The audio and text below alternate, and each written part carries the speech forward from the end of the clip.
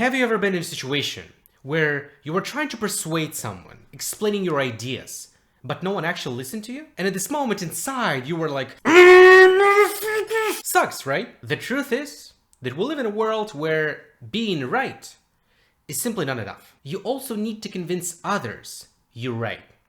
And that's what we call persuasion. And like it or not, but we are persuading others all the time. At work, when we're pitching our ideas, negotiating, selling, but also at home, when you're convincing your partner that you should go somewhere on the holiday, or they should finally stop playing video games. And that's why today, I will share with you a simple framework that will help you to persuade anyone. By the way, if you're new here, then welcome. My name is Nikita, and here I talk about practical communication tips for everyday life.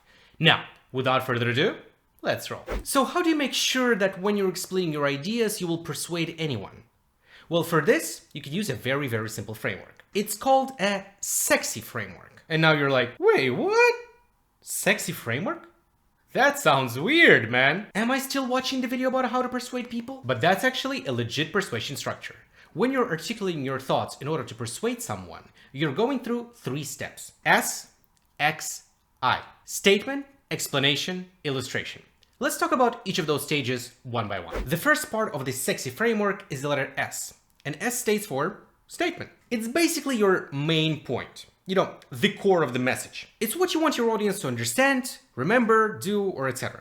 It needs to be very, very clear and very concise. That's the fundamental of your persuasion, your starting point, okay? Everything starts from here. Because in the end of the day, people will forget 99% of things that you were saying, right? They will remember only core things. And the main point, it's the thing that you want them to remember. So for instance, at work, when you're pitching your idea, your main point can be, we should use Instagram as our main marketing channel, not LinkedIn. Or for instance, if you're selling something, right? And the person comes to you and says, hey, so what should I buy, right? Well, your answer will be, hey, you should buy this specific car. At home, it can be something like, hey, let's set a rule that we will keep our phones away during every dinner. Or it can also be, stop playing video games. So that's the statement. Sounds very simple, right? Well, yes, it sounds simple, but that's the core of your message, right? That's the fundamental of everything.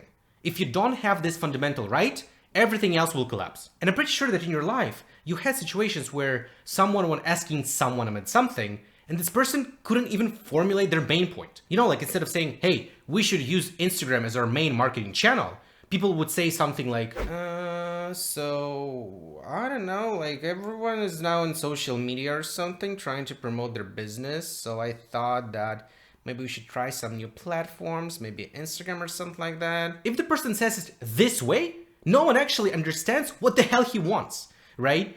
And if you cannot formulate your main point, you do not sound persuasive. You're wrong right from the start. But of course, just making a statement is not enough. You cannot just say, hey, just do that, and that's it. And you actually know that based on your own experience. Have you ever been in a situation in life where maybe your teacher, your parent, or your boss says, hey, you should do that? And then you're asking, well, okay, but why should I do that? And their answer is like, yeah, just because. Or, oh, well, because I said so. Well, you know, it doesn't really sound very persuasive, right? And that's why we have the second part of our sexy framework. X stands for explanation. And it's basically the most important part of any argument. You're basically explaining why people need to do this thing. Every statement that you make during your speech or in the meeting needs to be broken down and explained clearly. And I actually have a very, very great example from my personal life. So I had a friend. Okay, and her name was Katya. And one day, her boss told her to make a presentation. And she's like, well, okay, you know, I need to make a presentation, so let's do it. And she made a good, very good presentation on Canva. So if you don't know, the Canva is the website where people create presentations. She did it and sent it to her boss. The boss looked at it, liked it, and then he said, hey, I really like it, really great job. But now what you need to do, you need to make the same one, but in PowerPoint. And you know, and she got like furious about it. She's like, well, why should I do that? Like, who cares? I mean, I made one in Canva. Why should I do the same one in PowerPoint, right? Like, she was really, really furious about it. Like, she didn't really like the idea that she has to do the additional work. And I get it. But why did she become furious? Well, probably she became furious because the boss just told her, hey, just do that, and never explained why she should do that. But what if the boss clearly explained why? Maybe the real situation is that this presentation was done on Canva.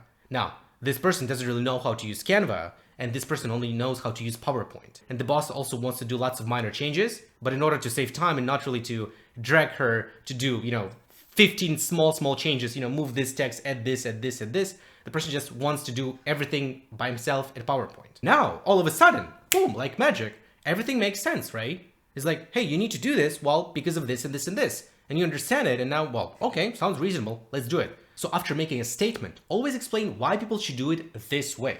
It will help you to sound more convincing, and also other people will not be confused and, will be persuaded to do it this way and not ask any more questions. But sometimes, during hard important conversations, just saying, hey, just do that because of this is not enough. Sometimes you need to also prove that you're right. So imagine that you're at work and there's a team meeting and your boss asks you, hey, so your opinion, what should we do? And you're asking, well, we should do this. We should do this because of this and this and this, right? So you're making a statement and then you're explaining why you should think that's right. And then the boss asks you, well, all right, great, but why do you think you're right? Because, well, doesn't really sound very convincing, right? In some situations, it's not enough just to explain what to do and why to do it. In some situations, you also need to dive a little bit deeper and show that you're right. Basically show the proof of your words. And that's the last letter in our sexy framework, I. I stands for illustration. Illustration is a specific fact from real life that provides necessary validity of the argument. Now, how to do that? How to illustrate your point clearly? You can do it in two ways. In the logical way and in the emotional way. Logical ways can be facts, statistics, opinion of an expert, or some specific example. Emotional can be storytelling or a metaphor. So for instance, we're talking about logical illustrations. So your boss asks you, hey, so what type of platform should you use? And you're saying, hey, we need to start using Instagram as our main marketing channel. Why do you think you're right? And now here, instead of saying, just because, you can show, hey, here's the statistics. It looks, we analyze your target audience and ask what type of platform they use, what type of social media, and it looks like most of them are using Instagram. In this case, you're using statistics. Or maybe you can illustrate your point using example.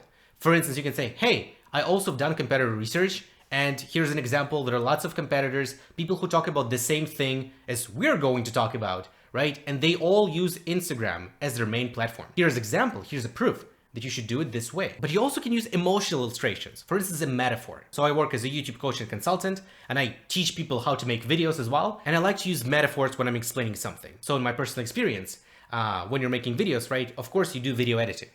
Now, people who are new at video editing, they try to add all of those different effects, background music to make it look interesting, dynamic, emotional, and all of that stuff. But it's very, very easy to overdo it. It's very, very easy to do it that much that it will make the video bad. But I'm not really explaining it in a way that, oh, here's the statistics, or here's an expert opinion, or here's an example. No, what I like to do is that I like to use a metaphor. I'm saying, hey, when you're making a video, imagine that the video is the salad. You have all of this useful information, and useful information are, vegetables like cucumber, tomato, lettuce, and when you're adding effects, visual effects, cuts, transitions, it's like salt in the salad, right? You're adding all of those things so the salad will taste better, the video will be more interesting. But if you add too much salt or too much pepper, it will be impossible to eat that, right? And that's how I'm using metaphor to illustrate my point. Now you can ask me, well, okay, but we have logical and emotional way of illustrating things. Which one is better? And it really depends on the target audience. For instance, situation number one, you need to persuade a 14-year-old boy. I don't know. He's growing up, right? Becoming a teenager, and you see that he got just, he has a company of friends and they don't really look like good people, honestly, maybe it's time to talk a little bit about drugs. But if you want to persuade him, hey, don't do drugs, if you just say, hey, little Timmy, you shouldn't do drugs, you know why? Because there was a research that 80% of people who use drugs, they get addicted and then they die. Well, now you're trying to persuade him and illustrate your point by showing statistics. But you know what?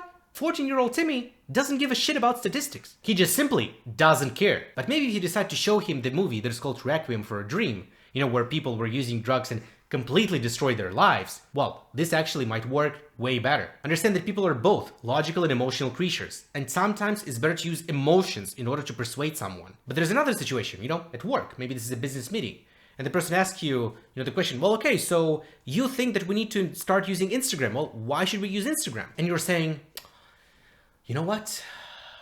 Let me tell you a story. Well, it sounds weird, right? Like, no one wants your stories. They want proof, they want facts, they want statistics, they want example. Show them numbers, show them analytics, right? So you can use both logical and emotional, but which one you choose, it depends on you and it depends on the person that you're trying to convince. So if you want to convince anyone, you just need to use this simple framework. Sexy. S, statement, X, explanation, then illustrating. You're stating your point, explaining why people should do that, and also showing why you're right. You do that, and you'll be more persuasive than 95% of the people. And this is it for today. If this was useful for you, then hit like and subscribe to my channel so you'll not miss my future communication videos. My name is Nikita. It's glad to be with you guys around here, and I'll see you next time. Boo!